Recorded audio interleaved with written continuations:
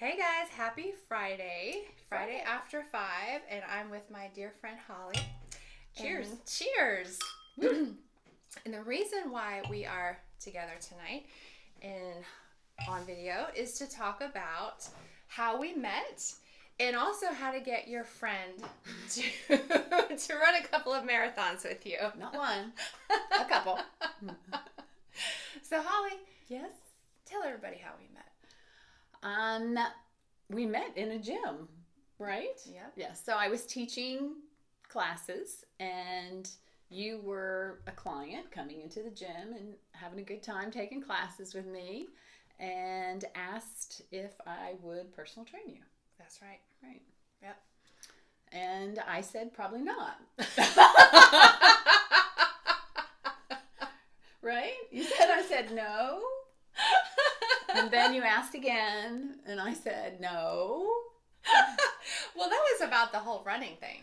Oh, okay. So it was working out. It was intertwined because what happened was at that time I was trying to find my fourth partner for the marathon relay. That's right. Yes. I remember now. Yes. Because you were already committed. That's right. I was committed to running 7.2 miles. That's right. And I had two other ladies, but if I couldn't get a fourth person, then I would have had to run two legs together. And I hadn't even ran 7.2 miles before. That's right. I remember. So, yes. So everybody that I was meeting around that time Was being asked. That's right. I'm like, hey, I'm Dina. Are you a runner? I think I do remember that. Just like that, too. Yes. So Holly wouldn't run with me, but she did start training me. That's right. 6 a.m. on Saturday mornings, a couple of Saturdays a month, the days that I worked. And then eventually you started to run with me. Yes. I don't know how you twisted my arm into that. How did you get me to do that? Well, because I started training for a full marathon. Yeah, and I just couldn't let you do that without me, I think. That's right. So what happened was at the end of my long runs, because every other week since I worked, I was training up at Emory with the Atlanta Track Club. That's right. And you'd run, and you'd have to run on a gravel, and you'd tell me about snakes. Yes, that's right. That. It was terrifying. Yes. In the dark. I remember that. Yeah. So then on Sundays when I'd have to do it alone, Holly would come and run the last maybe 5 miles with me. Right. It was miserable. I am not a runner. But what really got her was she and her family were at the finish line when I ran the first marathon, which was the Atlanta Marathon in 2012? And it was cold and windy. Yes. And we were down there. I remember. We've Yes. got to go. And Holly got inspired from watching all the runners come in. I think that's what it was. You think that's what it was? I think that's what it was. I got inspired. You did. Because soon I after. think I got run envy is what it was. Yes. I don't know that I got inspired. I got run envy. I wanted to be able to say, I have done that. Yep. And you had done that. And you had a shirt that said, I did it. I could have just stolen someone's shirt. Would have made it so much easier. But no. Yep. So then we signed up to run the Publix Marathon together, which was March 17th, 2013, and it was St. Patty's Day. Right. So then we started to train together. That's right. And how did I entice you with the whole long Snacks. runs? Right. It was snacks. I would only run long runs if Dina would prepare snacks. So we'd have a halfway point and she would feed me and then I'd run again. But then she got really smart because she said, now let's take turns and you bring snacks. Yeah. So we'd surprise each other every week. Yes. Yeah. And we did that.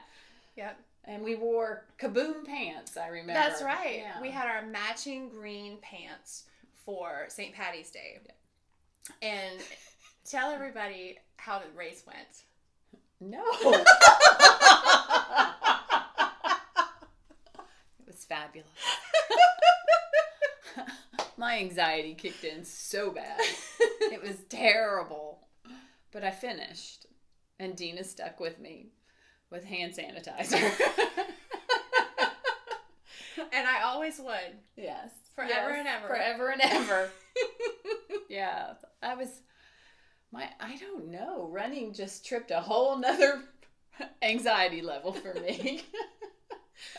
But the great thing was, you know, you did so much for me too, because, you know, I got you to run and do something that you didn't think you'd get to Take me anymore. way out of my comfort zone. Right? And then me with my hand sanitizer, and you always, you know, making fun of that. Now I'm like so much more carefree. Yeah. No hand sanitizer, and it's the corona. I know, right? I mean, I do use hand sanitizer. Okay. But I actually go camping now. Yeah, and I don't do that. I mean, that's a big deal. And With hand sanitizer, though. But I think it's all the, you know, the runs, and then also later on the trail races and getting all muddy and dirty. Because then we also did that foam 5K. Gosh. Was that at Lake Lanier? Yes, I think so. Yeah. And so we had to get in, well, we didn't have to, but there was that part. Well, if you wanted to do it, you had to. Yeah, that was the part that we had to get in the mud. Yeah, and you had to belly crawl. Yeah. Yeah, you were all into that. I know, right? I was so surprised. The second place that we had to do it, I don't think you wanted to. I didn't. It was gross. But I was going to do it. Yeah. You're all or nothing. Yes. So we have had so much fun with fitness, and our friendship has just grown. I mean, it was the start. That was the foundation, fitness. Right. And I tell you, when you run with somebody, you have like no choice. You're going to want to talk. Well, Dina wants to talk. I was just trying to breathe. I was like, just keep talking. Just keep talking. There were moments, though, at the end of our long runs when we were doing, like, 15, 16, 18-mile long runs, where at the end we really didn't say anything to each other. No, it's kind of like a car ride where you just ride. Just don't talk to me. Just keep going. Yeah. And there were moments during the marathons like that, too, because we also ran the Soldier Marathon in 2013. And that was right after my birthday. That was the first birthday after my mom had passed away. That's right. Yeah. And that was tough. That was like brutal. That marathon. Yeah, that marathon. Just because it was so flat. Yes. Yeah. And I remember, and we had Mike with us. Right. Who we roped Mike into running with us too. Yeah, Mike, where are you tonight? Next video. Next video. You're in the hot seat. But I remember around, gosh, it might have been around mile 16, my legs hurt so bad that I just wanted to sit on a park bench and cry. No, we had to finish. Yeah. And I felt bad. Like I tried to hide it because I didn't want to ruin the experience for Mike, because that was his first marathon and actually his only one. That's right. Yeah, he never ran another one. So, but he ran a ton of half marathons with us. He drank a really nice cold beer after that one. Ask him about it. Yeah. Not good to do after running 26.2 miles. But the very last part of the marathon, I remember those cones that were spaced out. And Holly would tell us, okay, let's run to the next cone. And then we would walk to the cone after that. Okay, let's run to the next. I mean, she had to do that in order for us to move forward. Yeah, that was a rough one. I was better on that one. That Publix one though was a killer for me. Well, yeah, in the hills.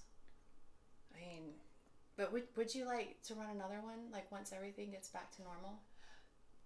No. Is that what this is? No. Entrapment? No. Are you trapping me? No. On video. You sorry, dog. No, because I don't think I want to run another one either, to be honest. No, I'm too...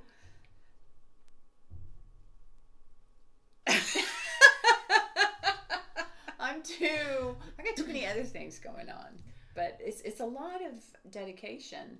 And the good thing was is that my kids were small, so they would sleep, and we would run early in the mornings when we did that.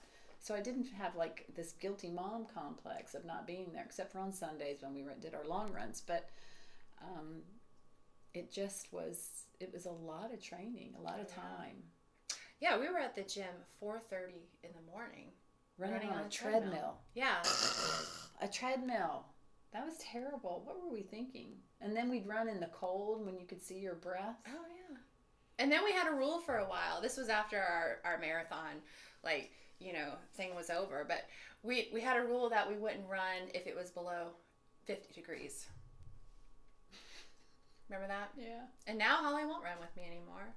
I listened to her. But that's okay, you know? But Holly Our does lives have gone different ways. Don't be blaming this on me. Holly does invite us to CrossFit workouts, though. That's right. Which is great. Anytime. Yes. And I'll run with you. You just have to run a little differently. You don't want to run fast. You want me to run faster? No. Please no. I'm a slow runner. I'm even a runner-walker. That's good. Yeah. I like that. So, do you have snacks? Anytime. I got to tell you, today at Orange Theory, we had to do a 12-minute block, continuous run for distance. And my goal was I just wanted to get like a mile. And I did. I was really pleased with that because like I've been running slow for a long time. And so I kind of like, maybe like pushed myself a little bit so I could get that mile. For a 12-minute block? Yeah. You got a mile? Yeah. Okay. Yeah. So, not too bad, huh? From our 10-minute mile, you slowed down just a little bit, right? Yes. Maybe I can keep up with her now. Oh, yeah. It's no problem. But I still can't keep up with Holly and the weight that she can lift. Nah. So, Holly can kick my anytime in the gym. Not true. You just have to get in there and start doing it. You just haven't been doing it. But I have been enjoying Orange Theory. Good. So, but anyway, thanks guys for watching. And, if somebody out there sees this and wants to try something different, wants to rope their friends into joining them, I highly encourage that because not only will you be able to get your miles done, burn some calories, but you're going to be able to make some great friends too. So, thank you. Thank you, Holly. She'll run with you. Thank you for having me. It's been a pleasure. And have a good night. Cheers. Cheers.